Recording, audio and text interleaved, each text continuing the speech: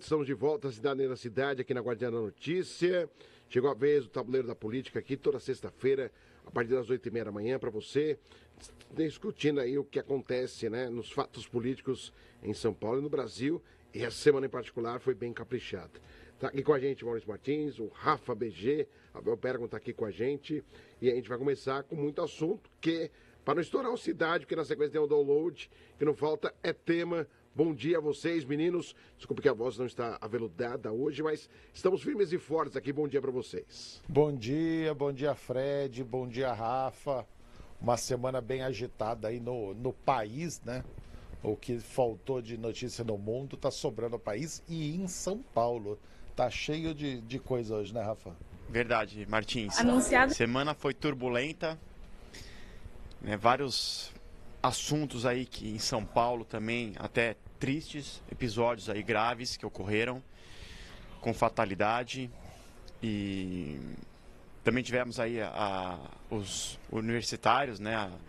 As manifestações. Enfim, vamos começar? Vamos começar pelo episódio mais triste, né? Que foi a morte de algumas pessoas ali no Jaguaré por uma obra da Sabesp. E a gente já faz 2-3 meses, Rafa, e o Fred noticiando erros em obra da Sabesp. Lembro que há um tempo atrás a gente noticiou aquela erosão que teve na Marginal, uma bomba também na Marginal que estourou.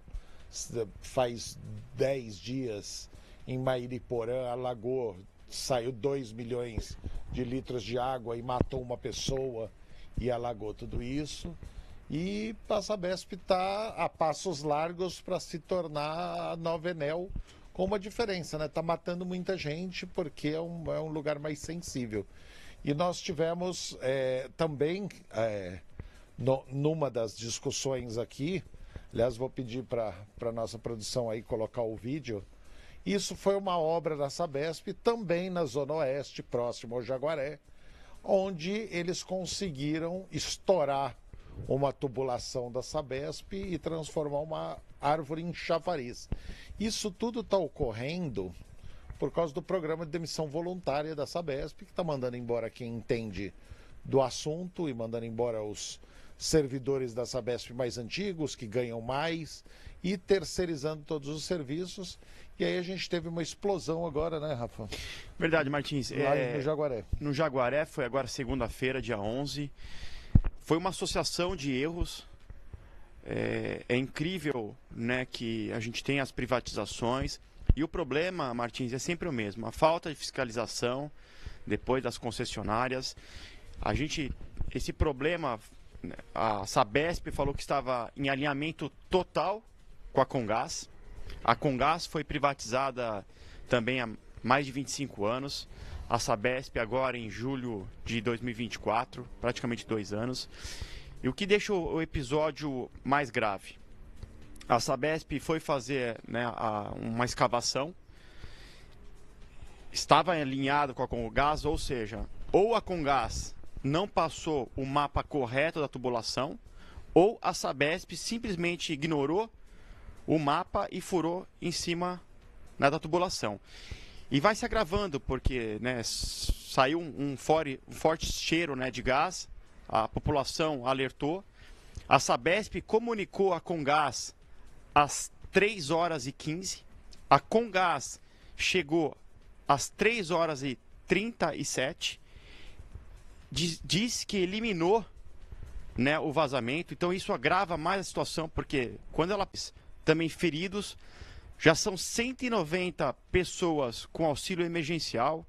Então é uma falha sistemática que exige uma investigação rigorosa, porque a culpa, né, fica clara, ou é da Sabesp, que de novo, né, fez o furo não se baseando, né, no mapeamento da Comgás, ou a Comgás simplesmente não atualizou também a região e não deixou claro onde estava o seu cano. Mas com certeza essa falha da Comgás de notificar que tinha eliminado o vazamento é grave. Então, é essa conclusão que a gente chega mesmo. Ou a falha da Sabesp, que está tendo falha toda semana e a gente tem divulgado uma série de coisas e que foi privatizada de um jeito porco e hoje está sofrendo a mesma coisa que aconteceu com a parte de energia elétrica. A Europa inteira já descobriu que água e energia elétrica não dá para ser privatizada. Aqui o nosso excelentíssimo governador resolveu privatizar a Sabesp, falou que a conta ia diminuir, afirmou isso ao vivo no ar, aumentou e agora toda semana a gente noticia um problema diferente, uma obra diferente da Sabesp, que está com gente incompetente sendo trabalhada e gente nova que não tem a menor ideia do que é a tubulação da Sabesp. Ou foi da Comgás, que nunca teve um problema desse tipo na cidade de São Paulo e que ainda não foi privatizada, mas já vão privatizar, tá? E vai acontecer exatamente a mesma coisa, vai começar a explodir gente por aí. Então, isso é muito complicado, Rafa. O mundo viu que não dá para privatizar serviços essenciais, mas aqui o governo do estado resolveu fazer essa aposta e aí, ó, a aposta, enquanto estava só montando árvore como chafariz, agora está fazendo com que gente morra por causa dos desleixos da Sabesp. Você disse que a Comgás avisou que o vazamento havia sido controlado. Perfeito. De repente, aquele vazamento havia sido controlado. Você não sabe quantos buracos a equipe da Sabesp fez e em quantos pontos da Comgás ele chegou a dar defeito na tubulação da Comgás. De repente, um foi e o resto não. Agora, a Comgás não costuma ter esse tipo de coisa. Aliás, nunca tinha ouvido falar ninguém morrendo por explosão de tubulação da Comgás sem obra da Sabesp. E temos que ver quem foi que errou, né? E só deixar um detalhe, né, que em São Paulo são algumas regiões que há tubulação próxima de água e gás. Algumas regiões não, outras sim. Então, ou seja, em algum momento do período aí, muita gente pode ter corrido o mesmo risco que aconteceu em Jaguaré. E a gente nem ficou sabendo. Né? De ter uma perfuração também na tubulação de gás. E o grande problema que a gente vem trazendo na cidade é que é sempre correndo atrás do erro. Precisa acontecer alguma coisa para depois saber, fiscalização, estão fiscalizando?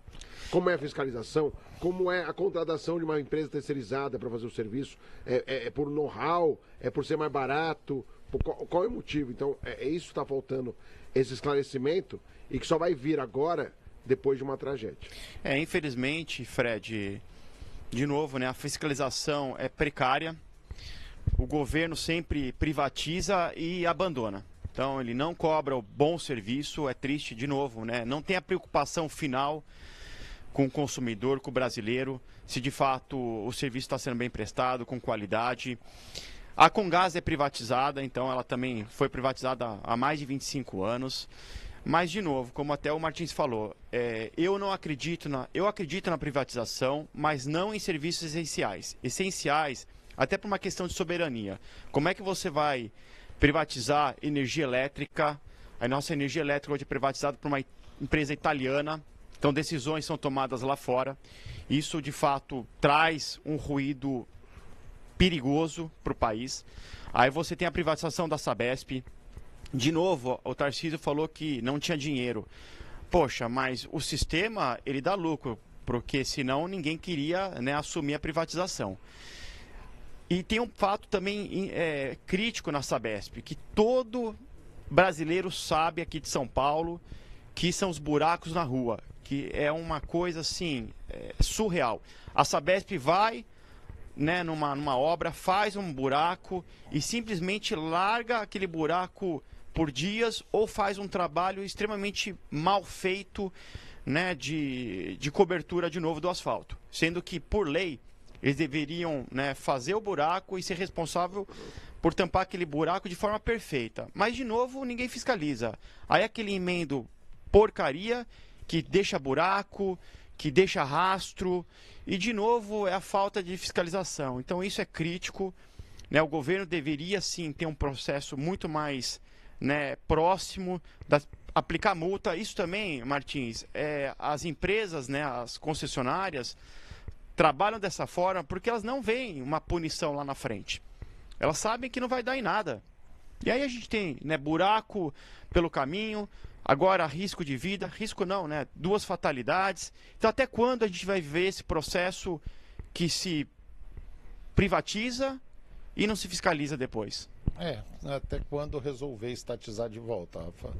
Porque a irresponsabilidade do governador de ter privatizado a Sabesp foi gigantesca. E quando privatizou, a gente tinha uma série de imagens de IA mostrando a Marginal Pinheiros completamente alagada, e o caramba, vai acabar acontecendo. A Sabesp está horrorosa, está no padrão da Enel, e eu acho que serviços essenciais, é como você falou, não se privatiza, e fizeram de forma irresponsável para fazer graça com o povo do é melhor privatizar, privatiza que melhora, e essas duas privatizaram e pioraram. Então não tem muito o que fazer aí, não. Quer ver um outro serviço que está privatizado, está dando dor de cabeça? A Via Mobilidade, linhas 8 e 9 da CPTM. O Ministério Público abriu essa semana uma investigação sobre a manutenção. Tem trem descarrilando, tá saindo do trilho o trem. É que graças a Deus ninguém está se machucando. Mas já ainda. Só esse mês foram 2 trens. Um outro trem em alta velocidade com a porta aberta. Então olha o perigo que está acontecendo. E um funcionário da Via Mobilidade faleceu, morreu na manutenção, eletrocutado na madrugada da semana passada. Mas é triste, né, Fred? Aí você vê, né? Se é público a gestão, é ineficiente. Se é privado, vira só ganância, vira só dinheiro no bolso, não investem no serviço, não investem na qualidade. E, de novo, quem paga o preço é a gente. Não achava a gestão da Sabesp ineficiente quando era estatal. Sempre achei uma gestão condizente Mas com relação até a valores... uma linha muito bacana. Com relação a valores, Martins, a gente até que não pode reclamar muito, né? Porque a gente tem uma das menores tarifas do país, das 20 maiores operadoras de saneamento, a Sabesp tem a menor taxa. Mas aumentou. Aumentou, mas ainda assim... Era menor, mas ainda assim é a mais barata, né, do Brasil. Mas, de novo, né, falta... Menos cara, não mais barata. Menos caro, com certeza. Hoje tudo muito caro. Hoje realmente a nossa vida no Brasil ficou muito apertada. É que eu sempre falo, né? A gente sente que trabalha cada vez mais e o dinheiro rende cada vez menos. Bom, já que você cobrou fiscalização, vamos passar para o nosso segundo assunto, que dos vereadores resolveram fiscalizar o que não era da alçada deles, foram se meter na manifestação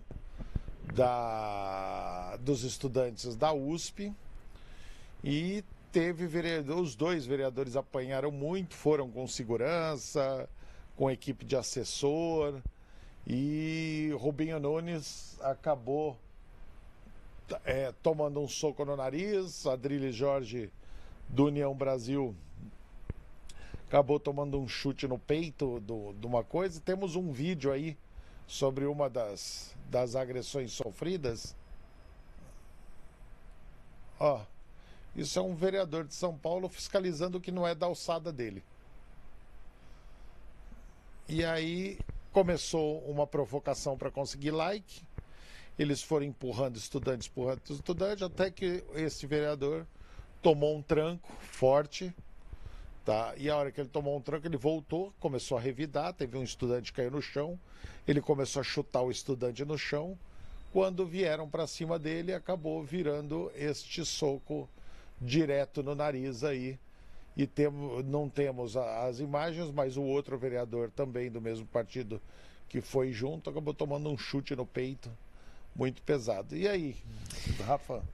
Martins, é muito triste essa cena toda, é muito triste ver uma universidade, né, sendo palco, de certa forma também, de política.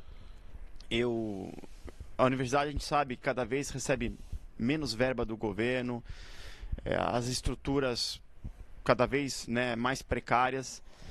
E o que me incomoda também, Martins, é que essas manifestações, em geral, sempre acontecem em ano eleitoral, né? E esses grupos de estudantes também, eles não representam, de fato, o estudante que está lá para aprender, para evoluir na sua carreira.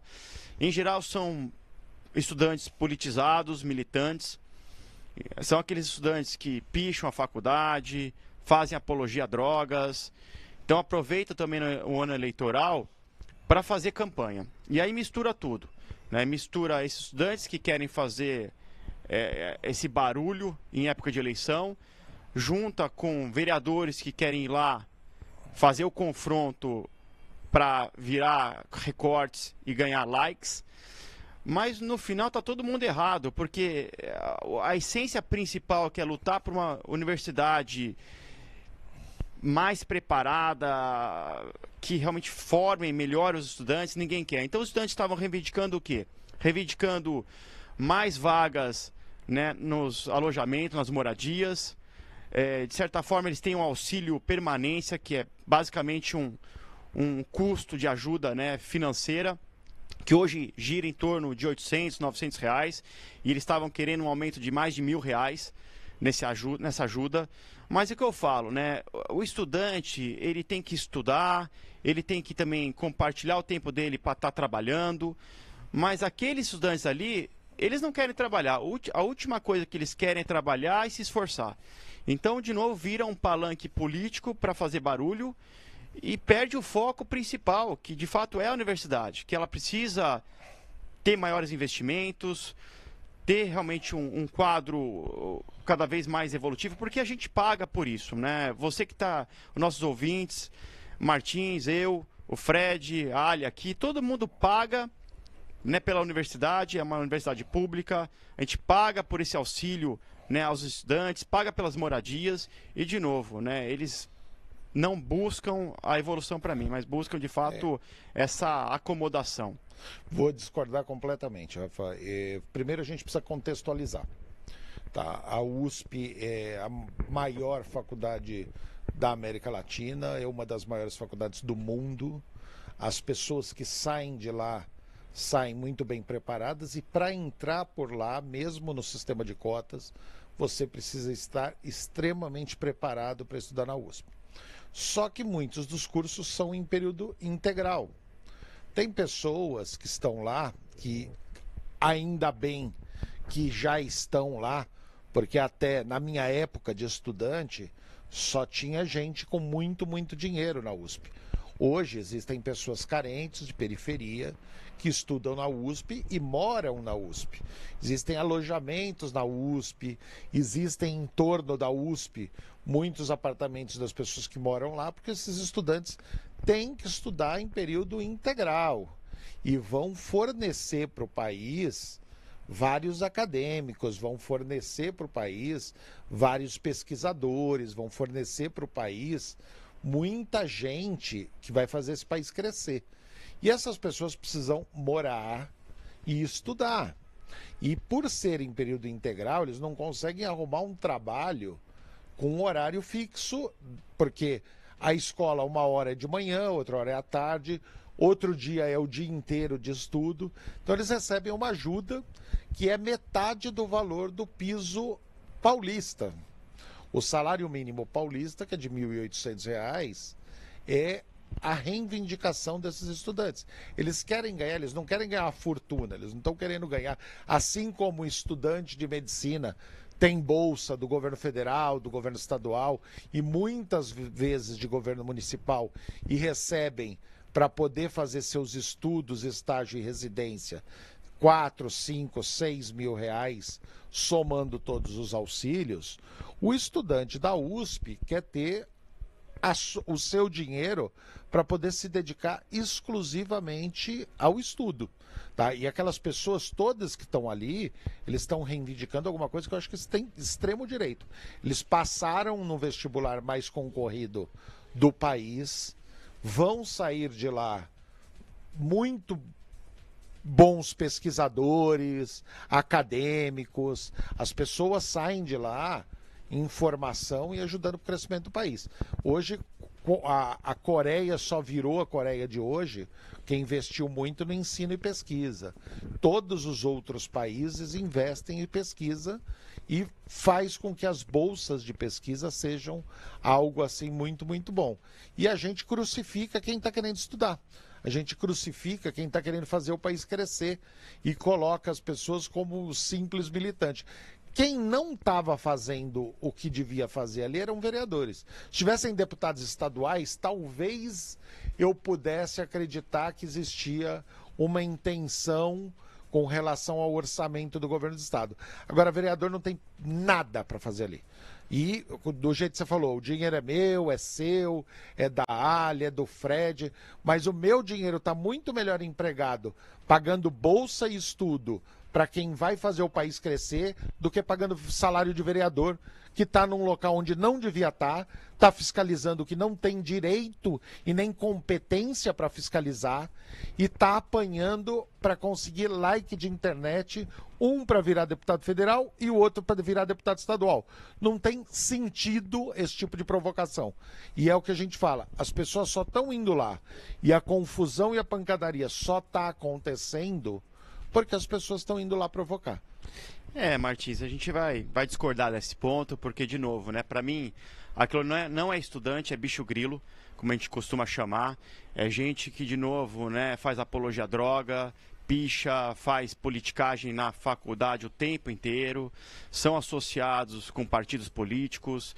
E, de novo, época de eleição. Época de eleição é o clássico movimento estudantil dessas pessoas, que não é estudantil, isso é uma carapuça para validar o projeto, né? Eles não vão lá. Por que eles não reclamaram durante o ano que não é campanha política? Por que eles não mostraram os alojamentos que eles vivem, se estão precários? Essa reclamação é todo ano, Rafa. O que não teve é vereador em ano político provocando estudante para sair na TV. Olha, eu não vi. Todo ano tem esse tipo de manifestação. Essa manifestação pesada e a agressividade também desses estudantes é muito alta.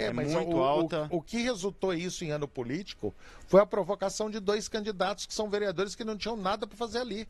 Então, mas se o vereador vai, é aquela coisa, o vereador chega lá, ele já é automaticamente hostilizado, né? Porque, de novo, a bandeira ali é política. Então, quando chega um vereador, já junta os bicho grilo, já com uma agressividade absurda, né? Em bandos.